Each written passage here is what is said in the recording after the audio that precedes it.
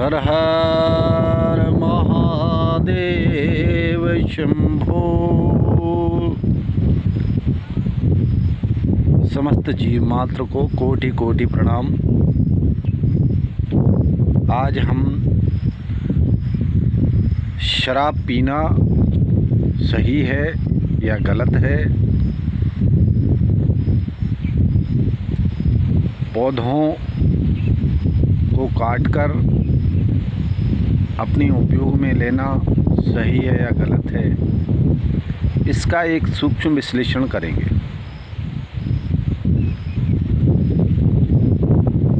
भक्तगण, शराब पीना शास्त्र से गलत बताया गया है और इसका मुख्य कारण गलत बताने का मात्र इतना है कि शराब पीने से जो आंतरिक ऊर्जा है, चेतना है, वह नीचे की ओर जाती है। ये वैज्ञानिक आधार है। शराब पीने से कभी भी चेतना ऊपर की ओर नहीं जाती है।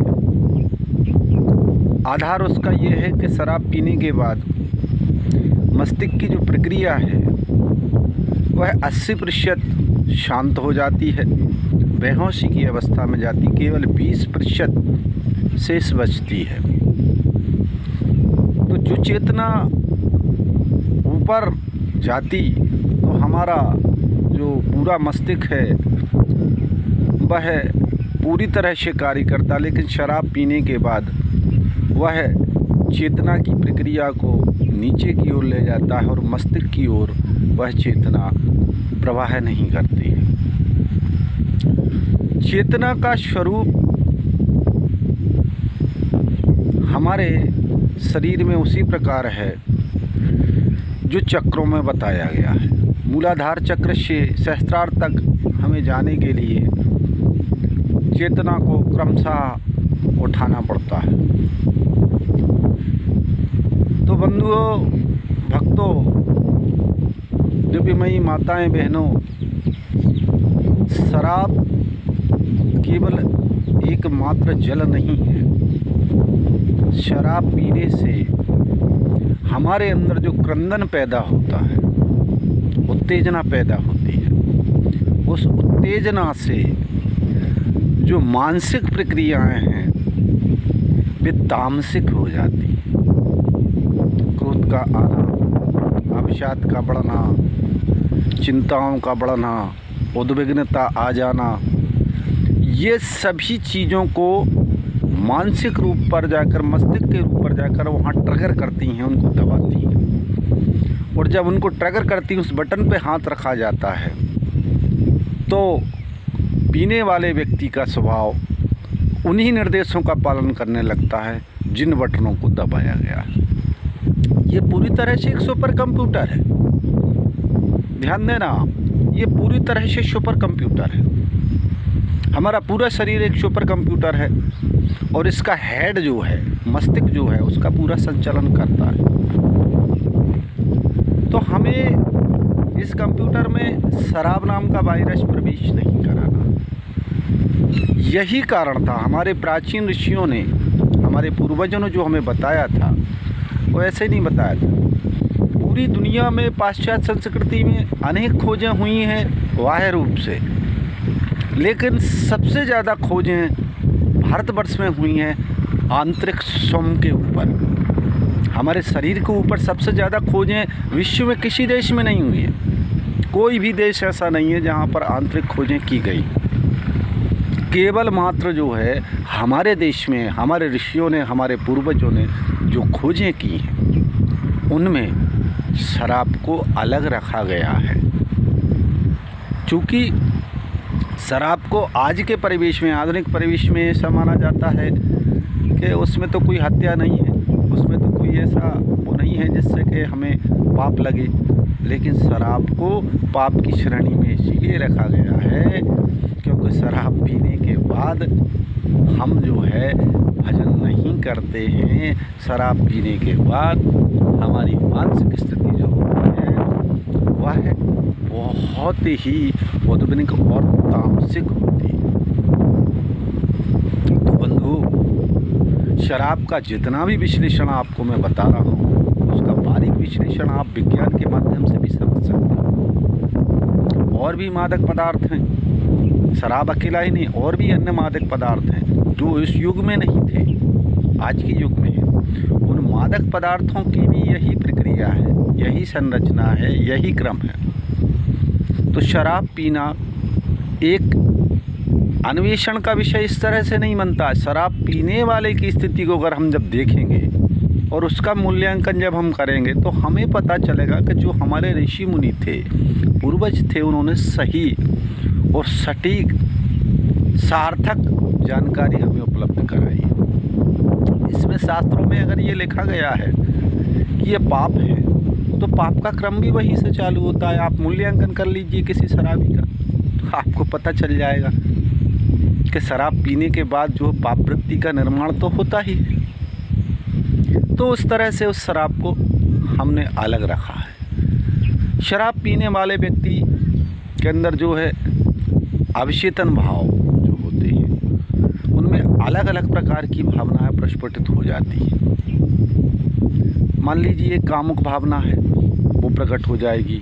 चोरी करने की भावना है, वो प्रस्फुटित हो जाएगी। वो अंदर सब अवचेतन में बार बार पीने के बाद पहुंच जाती है। हमारे किसी भी कार्य का बार बार रिपीटेशन जब होता है, बार बार हम उसको पुनर्जीवित करते हैं, तो वह पूरी सब चीज़ें हमारे अवचेतन में पहुंचती। और अवचेतन में जब पहुंच गई, अवचेतन एक सुपर कंप्यूटर का मूल डाटा है और वह भविष्य में उन सब चीज़ों को साकार रूप में लाता है। इसको अगर हम और बारीक विश्लेषण करेंगे किसी वीडियो में तो उसके और बिंदु मिल जाएंगे।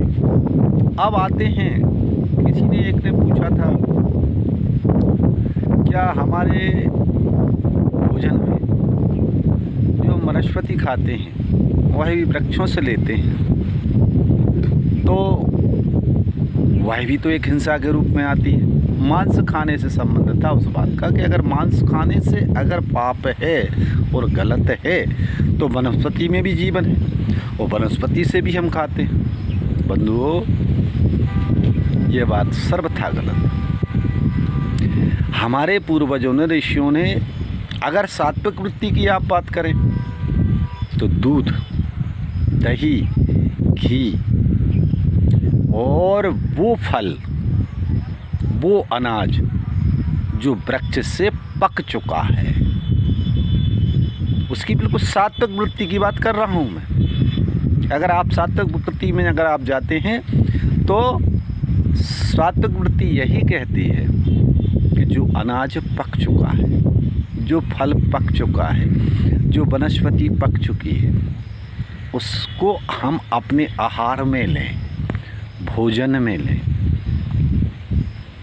अब इसमें अगर आप ये कहते हैं कि वनस्पति को हम काट के खाते हैं, निश्चित रूप से वनस्पति को जब हम काट कर खाते हैं तो सूक्ष्म संवेदनाएं कम होती हैं उनमें। वनस्पति को खाना ठीक नहीं है वहाँ पे, लेकिन 25% इस बात को मैं मानूंगा, मैं उसको पूरे नंबर नहीं दूँगा। वनस्पति में जो है संवेदनाएं बहुत सूक्ष्म होती हैं, इसलिए उनके अंदर जो है भावनाओं का इतना बड़ा प्रस्फुटन नहीं होता कि वह हमें श्रापित कर सके और जीव हत्या की श्रेणी में आ सके। ये संभव नहीं है। और अगर ये संभव है और इसे कोई कहता है कि नहीं ये तो संभव है वनस्पति को खाना, तो फिर मैं आपसे कहता हूँ कि हमने व्यवस्था भी की है। पके टमाटर को अगर आप तोड़ेंगे तो वह तो वैसे वृक्ष उसका परित्याग करने वाला है, त्याग करने वाला है। गेहूं को अगर आप लेंगे तो बाली पक जाने के बाद ही लेंगे। भटा आप लेंगे, आलू लेंगे, कोई भी वनस्पति अगर आप लेंगे तो उसके पक जाने के बाद ही हम उसका उपयोग करेंगे। वहाँ तो कोई दोष ही नहीं हुआ है। एक वृद्ध व्यक्ति शरीर को जब छोड़ता है तो वह उस शरीर को छोड़ने का ऐसा भाव नहीं रखता कि मुझे और 100 साल जीना है। वो हंसी हंसी और प्रसन्नता से छोड़ता है क्योंकि उसका समय हो चुका है। इसी प्रकार से वनस्पति भी है। वनस्पति में हमें ये ध्यान रखना है। अगर हमें ये लगता है कि वनस्पति को खाना भी तो पाप है, तो निश्चित ही आप कोई भी वनस्पति का उपयोग करें जो पका हुआ। ये हमारे पूर्वजों ने, ऋषियों ने व्यवस्था कर दी है, उसमें कुछ भी नहीं है ऐसा। लेकिन किसी वनस्पति को खाना, तोड़कर खाना, जैसे मान लीजिए पालक को आप ग्रहण करते हैं, धनिया है, ये वृक्ष के रूप में, लेकिन उनकी संवेदनाएं बहुत कम होती हैं। फिर अगर हम इसको दूसरे क्रम में लें तो हम उनसे निवेदन करके भी उनका उपयोग कर सकते हैं। संजीवनी बूटी भगवान के पास लेकर आए हनुमान जी लक्ष्मण जी के लिए, तो उसमें भी वनस्पति का उपयोग। लेकिन जो हमारे सुषण वैद्य थे, उन्होंने क्या किया था, पहले हाथ जोड़ के निवेदन किया था, आज्ञा ली थी कि हमें ये वनस्पति की आवश्यकता है और ये हमारे लिए आवश्यक भी है। तो वनस्पति ये आज्ञा दी थी। शास्त्र सम्मत अगर हम बात करें तो यह पूर्णतः सही माना है। बंधुओं, ऐसे ही वीडियो, ऐसे ही अन्वेषण की बातें आप सभी के जीवन में निरंतर मैं पहुंचाता हूँ। हर हर महादेव शंभो।